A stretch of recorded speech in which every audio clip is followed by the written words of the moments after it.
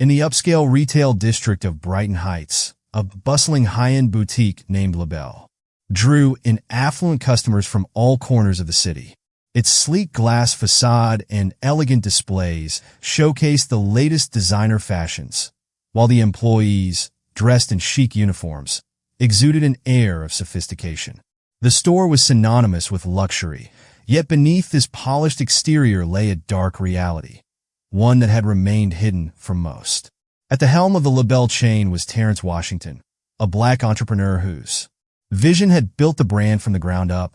Terrence was known for his astute business acumen, unwavering commitment to fairness, and belief in the importance of inclusivity.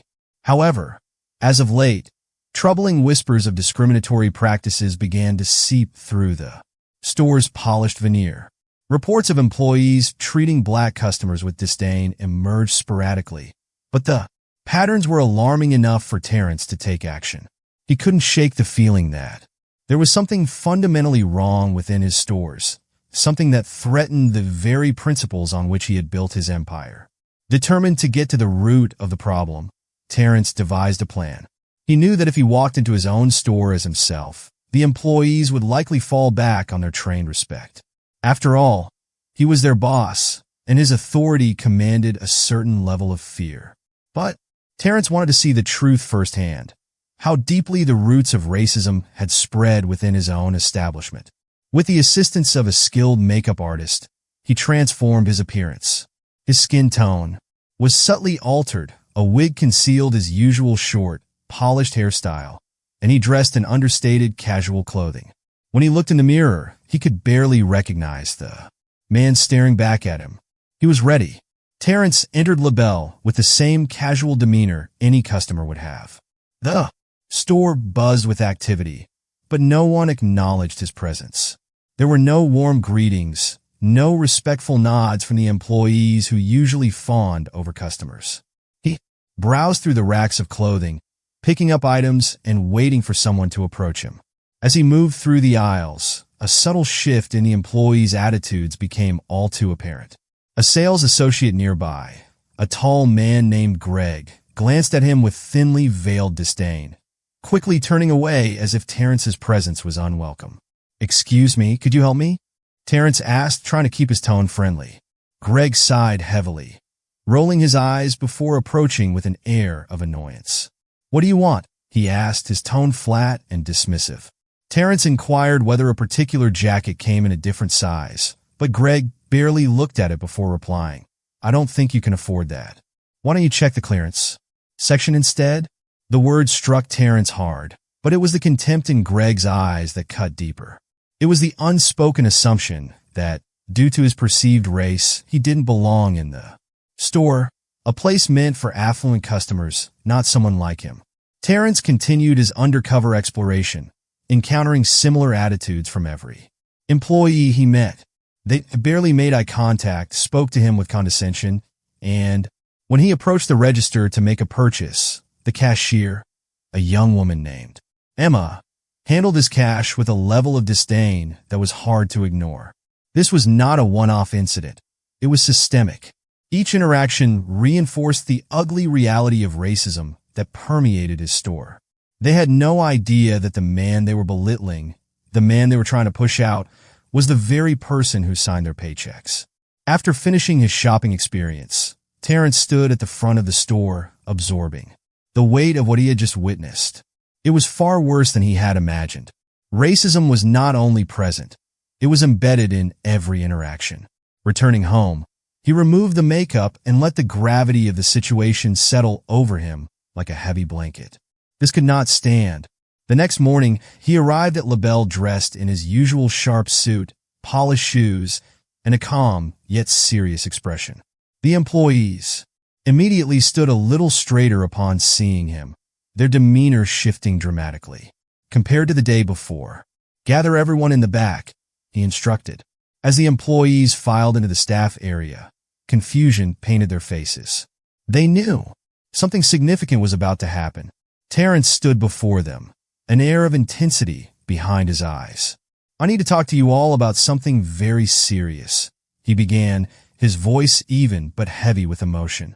Yesterday, I came into this store as a customer, not as your boss, but as a regular person who wanted to shop here.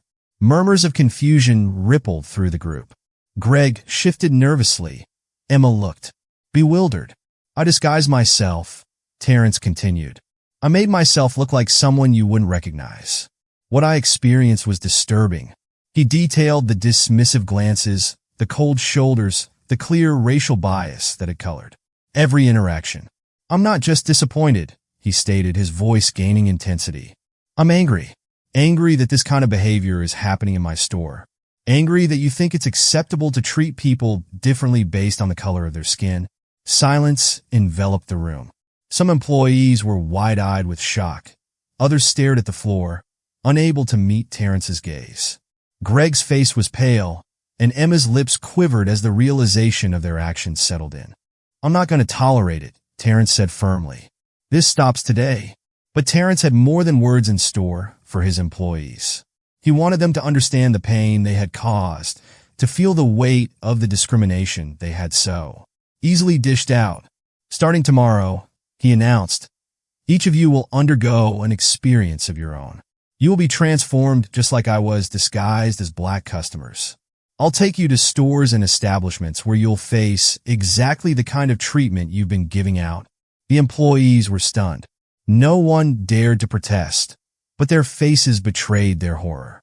Terrence stood his ground, fully aware that this was the only way to make them understand. The next day, one by one, each employee was given the same transformation that Terrence had undergone.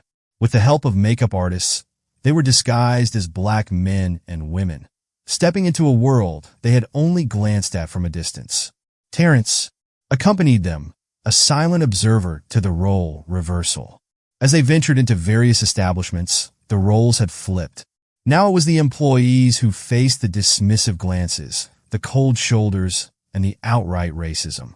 At clothing stores, they were ignored.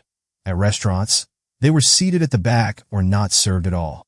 They were followed in convenience stores, questioned about their intentions, treated like criminals before they had spoken a word. By the end of the day, the employees were visibly shaken. Greg, who had been so arrogant just days before, looked as if he had been through a storm. Emma was in tears, overwhelmed by the sting of racism she had never experienced firsthand. Back at LaBelle, Terrence gathered the employees once again. Now you know, he said quietly. Now you've felt it. The pain, the humiliation, the anger. This is what you've been putting people through day after day. The employees nodded, some too overwhelmed to speak. Greg stepped forward, his voice shaking. I'm so sorry, he said, tears glistening in his eyes. I didn't realize. I didn't understand. Terrence looked at him, his expression softening just slightly. It's not enough to be sorry, Greg. You need to change. All of you do. And I'm going to help you do that. From that day forward, LaBelle underwent a transformation. Terrence implemented new training programs focusing on empathy, respect, and the importance of treating every customer with dignity, regardless of their background. But Terrence didn't stop there. Every week after closing, the employees spent an hour working with local organizations to identify other businesses with similar discriminatory practices. They partnered with lawyers, law enforcement, and activists to root out racism wherever it thrived, turning their past mistakes into a force for good. The journey wasn't easy, but over time, the employees began to change. They learned, they grew, and under Terrence's leadership, they became advocates for equality. Their experiences transformed them from mere workers into voices for justice, using their newfound understanding to educate others. As weeks turned into months, Terrence and his team continued their mission to root out racism in their community. They dedicated time after work to focus on broader outreach, seeking out businesses, stores, and restaurants where they had heard reports of discriminatory practices. It was not a simple task. Some business owners denied the claims outright, while others pushed back defensively. Yet Terrence and his team had something powerful on their side: empathy and experience. They visited each establishment, often engaging in uncomfortable but necessary conversations about racism. They spoke from their hearts, sharing their personal stories and the pain they had. experienced during their undercover operation.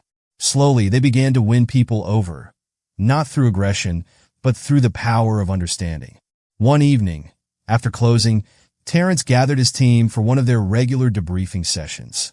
They had become a close-knit family, united by a common goal. Greg, once the most resistant, spoke up, sharing an interaction he had earlier that day.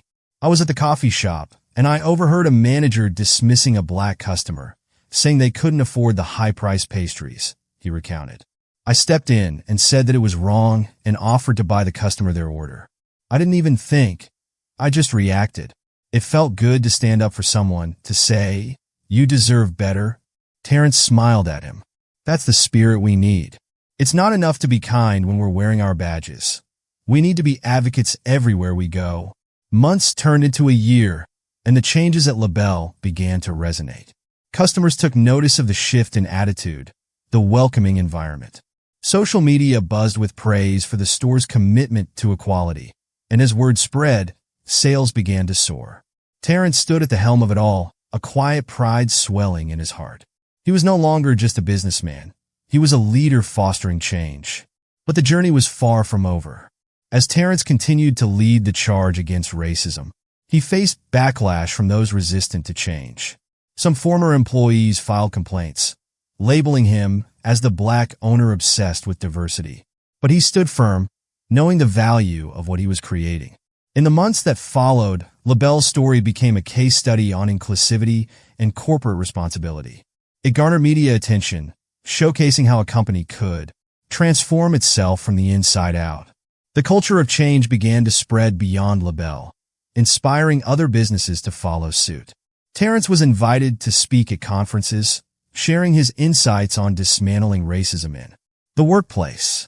He highlighted the importance of empathy, challenging attendees to embrace their own biases and strive for change. One fateful day, Terrence received a call from a popular business magazine. They wanted to feature LaBelle in their next issue, highlighting the store's remarkable journey. As he spoke with the journalist, he shared his vision for the future, a world where businesses thrived on inclusivity and equality. Weeks later, as he flipped through the magazine, he spotted a photo of himself alongside his diverse team, smiles stretching wide across their faces. The accompanying article detailed their struggles, triumphs, and the impact they had made in their community. It was a bittersweet moment, reflecting on the road that had brought them here. Terrence knew the battle against racism would continue, but now he had a team behind him, ready to advocate for change. His phone buzzed, interrupting his thoughts. It was Greg, excited to share that LaBelle was being nominated for a local business award for their commitment to inclusivity. "Can you believe it?" Greg exclaimed over the phone, his voice brimming with excitement. "We did this together." Terrence smiled, realizing that they had not only built a successful business, but had also created a legacy, one rooted in empathy, understanding, and a steadfast commitment to ensuring that no one ever felt the pain of discrimination again. In the years that followed, LaBelle continued to thrive, and the stories of change inspired businesses around the country. Terrence's leadership transformed the retail landscape, making way for a brighter, more inclusive future. Every now and then, he would receive messages from those who had been touched by LaBelle's journey, individuals who had felt the warmth of acceptance and kindness in a world that often felt unwelcoming. Terrence knew that while the fight against racism was ongoing, he had created a small ripple of change, one that could grow and evolve, sparking hope for countless others. As he walked through the store, greeted by smiles and laughter from customers and employees alike, he couldn't help but feel a deep sense of gratitude. This was just the beginning, and he was ready to keep pushing forward,